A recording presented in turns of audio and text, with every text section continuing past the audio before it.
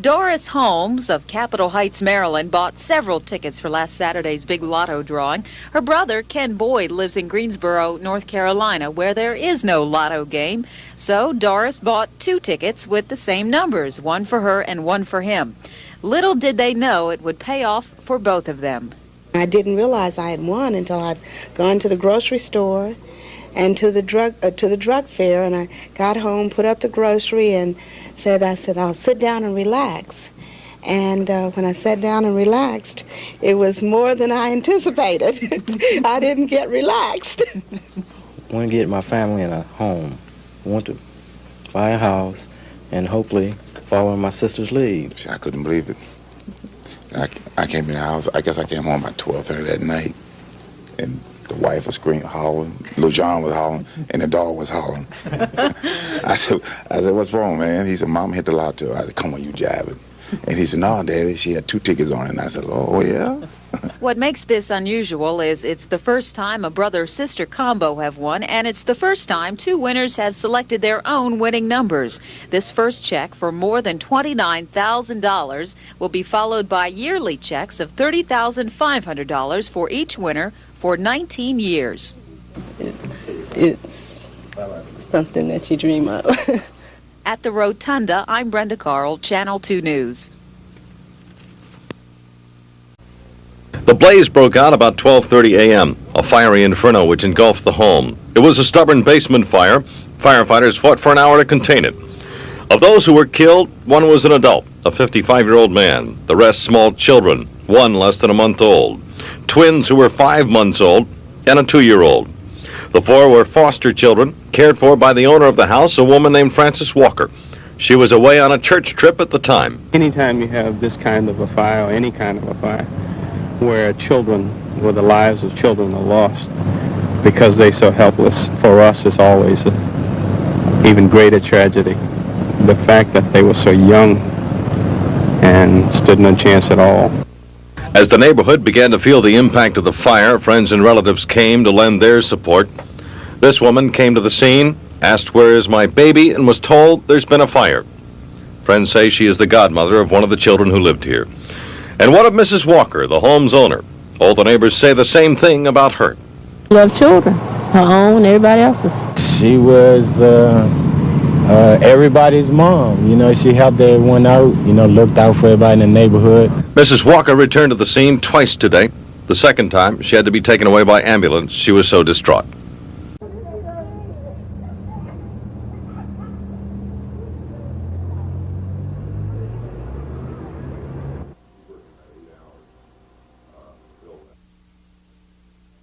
We're hoping to impact against street crimes.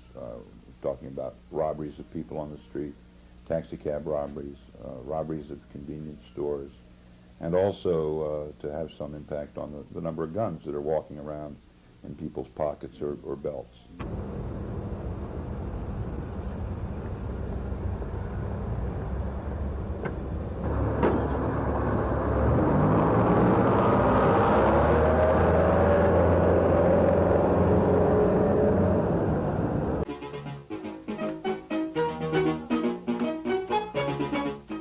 Jay McDade, Scott Davis, and Lamonte Morrison were local musicians in search of a break when they heard about last year's Budweiser Showdown.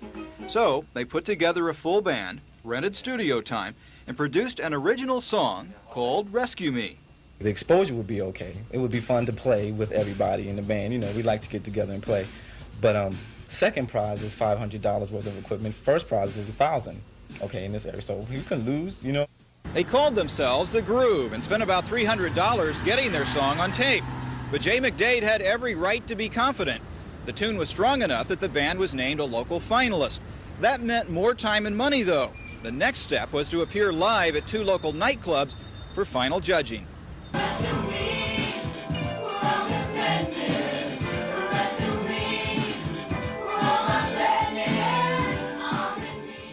The Groove's efforts paid off.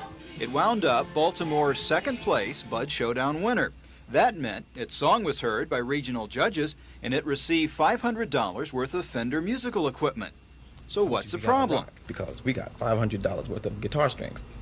And Besides the fact that that's ridiculous. You don't consider that valid equipment? No, that's accessory. Radio station V103, one of the local showdown sponsors, agreed. It contacted the contest promoter requesting a more appropriate prize than guitar strings, but none has ever been received. Despite some disappointment, Groove members admit they did profit from the experience. They learned the cold realities of the music biz.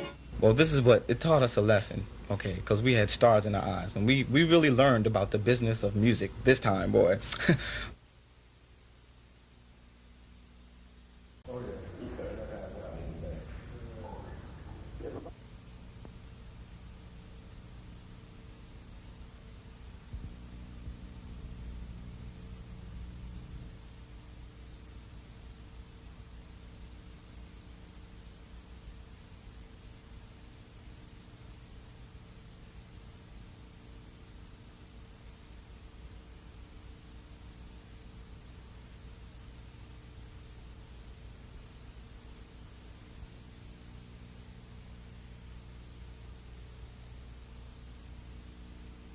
Scurrilous. I think it's scandalous. It's embarrassing to me because my reputation has been so.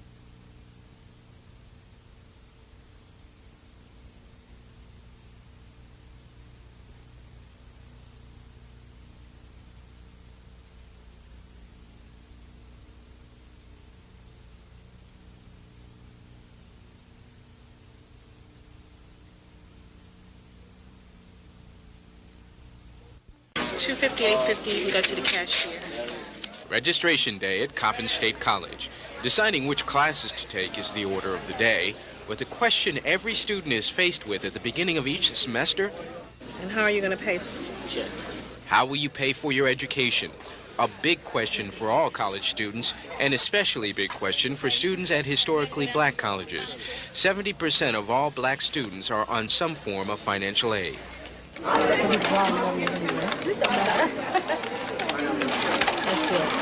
Two-thirds of all financial aid money comes from the federal government, and the Reagan administration is making it harder for needy students to get the money. That's caused problems for black colleges and their students. It's $2.50, $8.50. You can go to the cashier. I've had many problems with financial aid. Stephen Corey Bay went to work after high school to save money before going to Coppin to get his degree in computer science. He still needs financial aid to pay for his education, and he's worried about where financial help will come from in the future. With the cuts in educational opportunities, finances, you're subjecting a generation to become junkies, thieves, murderers, robbers, because people must live, and they will live. If a student is poor, if a student sits at home as a senior thinking that perhaps I shouldn't even go to college because of the financial situation of my family, perhaps I ought to go to work and help bring in resources to the family. And that's what appears to be happening. Black college students are finding it harder to finance their educations and are dropping out to go to work in alarming rates. 50% of white students who start college finish, only 25% for blacks.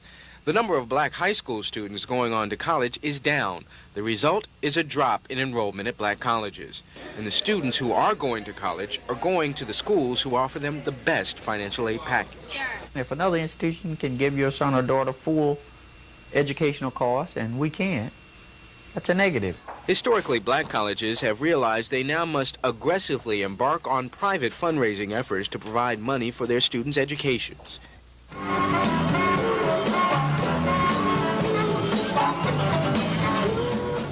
For instance, Morgan has committed to an annual ball to raise scholarship money. Bowie is trying to develop a partnership with a national computer company that would provide scholarships for students in its computer science department. And Coppin is calling on its alumni to help students like this junior math major.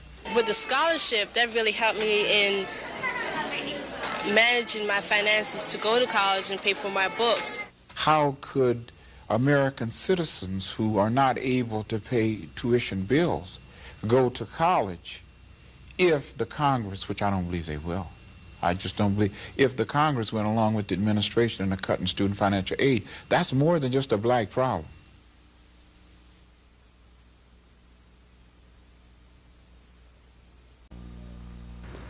if someone would come up to me and steal something from me, I was going to try to get it back, or else have the police take care of it. And evidently the police didn't get there in time.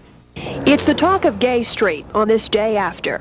The man who owns the Cloverhorn Company catches a robber who was trying to steal his car phone last night. James Mayfield pulls out a pistol. Did he ever talk about perhaps, getting even with people who might try to steal or rip him off? Never vindictive. Never. No. He jokes stuff like that off. He's a big guy. He doesn't feel threatened by anybody. The suspect, Perry Hamilton, took off down the street when he saw the gun. He wasn't armed. Police say when the suspect started running, Mayfield started shooting. The second shot hit him in the back, and today the merchants on Gay Street wonder what they would have done. I don't have a gun, so I wouldn't be able to use a gun, so I would just call the police. We have said many times that the firing of a weapon at someone is very serious business, and if you're defending your property and it's only property involved and you shoot somebody, you're going to be arrested and probably be charged with it. It was only last year at this time that a similar incident made headlines. A so-called subway vigilante, Bernard Getz, shot at a group of teenagers who tried to rob him on the New York subway. Charges are still pending against him. Baltimore police add this suspect apparently posed no direct threat to Mayfield, but no one really knows what happened on Gay Street except James Mayfield. Vicki Cox, downtown, for Channel 2 News. How long it takes to drive here? 3 hours. Long way for a short time. Well, you're not quite. I'm going to do one more. All right. Remain here for at least 50 years, which we will. I will be gone, but the building and the move will cost us approximately $4 million, and we're in the process of raising $3 million. And we're trying to raise at least half of the black community. I despair not. When I received this check, then I knew that we were going to make it.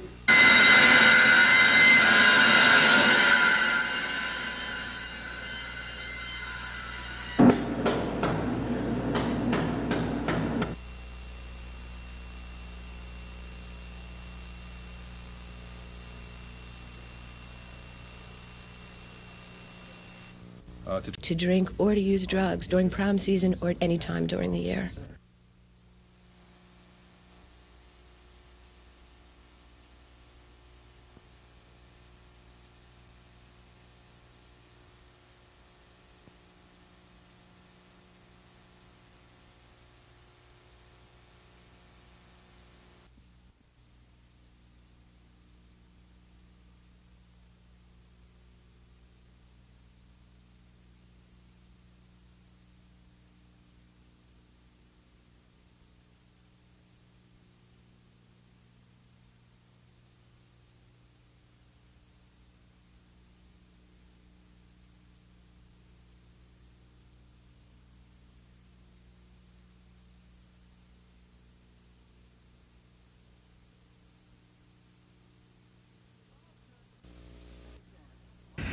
Bob Turk and I joined artist Bob Hieronymus to officially shed some light on this unique work of art. 4, 3, 2, 1. There you go. And there we were, joining some other really famous Baltimoreans and world-famous people who have at one time or another visited the Lexington Market during its 204 years of existence. And many of those people, the ones still living, attended today, accepting an 8x10 picture of their portrait as it appears in the mural. Mayor William Donald Schaefer, who had words of praise for the artist. 1,776 hours of work on that mural. So, Bob, on behalf of somebody, I want to give you to Robert R. Hieronymus for your dedication and commitment to E. Clovis Unum. Our most sincere gratitude, City of Baltimore, Lexington Market, April the 8th, 1986, and thank you for that great mural that's going to be upstairs.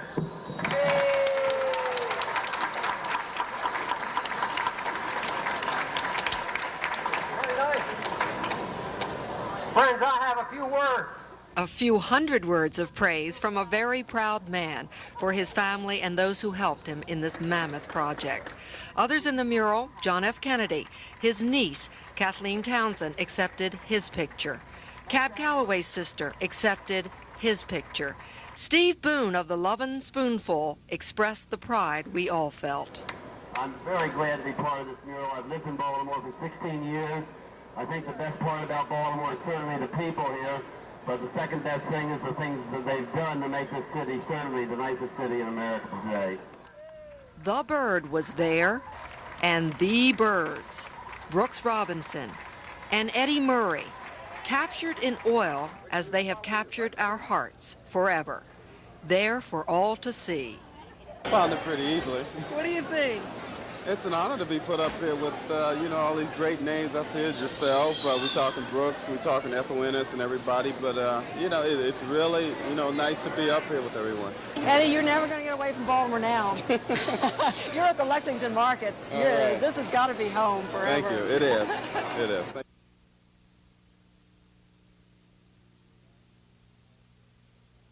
To see it actually, up here in full size. Eddie, you're never going to get away from Baltimore now. You're at the Lexington Market. Mary Stinchcomb and her family sit outside on the steps. Inside, the stench of raw sewage fills the air. They could only open one basement window to try and air out the house. Last night, Mary walked down to her basement to find this. It's raw sewage backed up from a clog in the line outside near Cross Street. Mary wasn't alone. 6 other homes have similar-looking basements. Last night, water crews unclogged the lines, but the job of cleaning up came today. And they shoveled the stuff out of the basement for about an hour and a half this morning. Just kept shoveling it Just out. kept shoveling it, taking it out in buckets. Everything's gone down there. And, all my clothes and everything that I had packed in boxes. The water department thoroughly cleaned the lines this afternoon. The morning, they spent cleaning the basements. But Sandy Powell says there was only so much they could do. And they cleaned up all the basements, but it's still dirty. In fact, the woman down there, she said she's got a carpet down there that's ruined, and they wouldn't even take that out for her, and it's still got the waste on it. Sandy stayed home last night and suffered. She was afraid of more sewage coming in. I woke up about 5:30 because of the smell. It was so bad. Mary took her family and went to a friend's house last night. She says she'll have to do the same tonight. I don't know what we're going to do now. No. Try to find another place or something. Can't stay here. The water department tells me they think a child's shirt may have caused all of this mess. They say things like that happen all the time. Michael Shockett, Channel 2 News in Southwest Baltimore.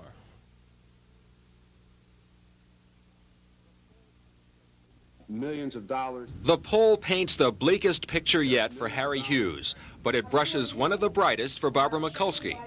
Of the 4 Democratic Senate hopefuls, Baltimore Congresswoman Mikulski remains in first place, up 5%. She now leads the pack with 38%. Mikulski has gained support in her home base of Baltimore City. For the first time, Montgomery County Congressman Michael Barnes is in second place. Now with 17%, Barnes may be showing some gains from his many televised appearances on the Nicaraguan Contra issue. Still, he has little support outside Montgomery and Prince George's counties. Dropping from second into third place is Maryland Governor Harry Hughes, who has 16%. Hughes has yet to formally announce for the Senate, but has a fundraiser this week. In fourth place is Baltimore County Executive Don Hutchinson with just 11%. If the poll results are uplifting to the Mikulski camp, they must be very upsetting to Hughes supporters. The problem for them, of course, is the savings and loan crisis. Voters rated Hughes' handling of the situation in the harshest way yet.